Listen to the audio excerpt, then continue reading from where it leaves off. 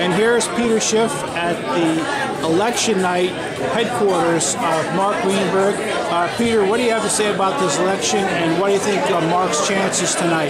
Well, they're better than they were last time he ran, and I met Mark for the first time a couple years ago when I was running, and I'm glad that he had the stamina to do it again. I wasn't up for it, but he did it again. I hope he pulls it off this time. I supported him last year, and I'm supporting him again this year, and hopefully I can support him in the general election. Unfortunately, I can't vote for him. He's not in my district, but I'm pulling for him.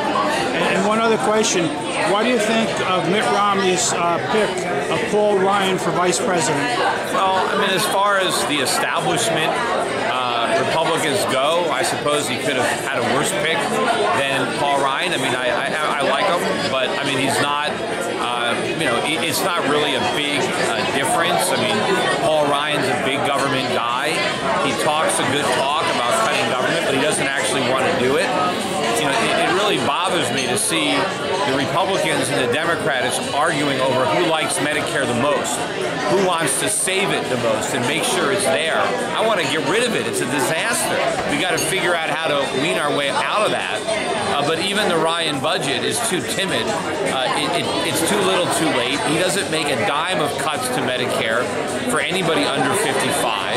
It's the people who are over 55 that are the problem. It's the people who are currently on Medicare that are the problem, and he doesn't touch it. So, it's not real budget cutting. It's all just talk. But, at least it's the right talk. From the left, from Obama, they're a bunch of socialists. But I'm hoping that when the economic collapse comes, and hopefully it'll come sooner rather than later, that maybe at least Romney and can be influenced to do the right thing. If he surrounds himself with the right people. And there are some good senators, some good congressmen now that know how high the stakes are and know what needs to be done.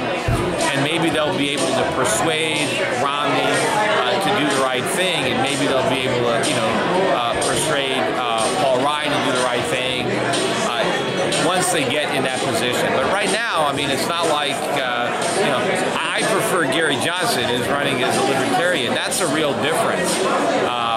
What we have now is a typical choice between the big government Republicans and the big government Democrats, and they're both to the left. But yeah, Romney is not as far left as Obama, and Ryan is not as far left as So I mean, I'll probably still vote Libertarian in Connecticut. But I'd still rather have Romney win than Obama. Well, we sure missed a great opportunity 2 years ago. We didn't send you to the Senate. We got that Bloomy down there now. Yeah, I know, and unfortunately, Chris Murphy looks like he's, Linda, she ran last time. I didn't think she could win, and unfortunately, I got proven right. I still don't think she can win. I hope they prove me wrong this time. But it's tough to elect her. She's just got a lot of negatives, and I don't think she's the right candidate.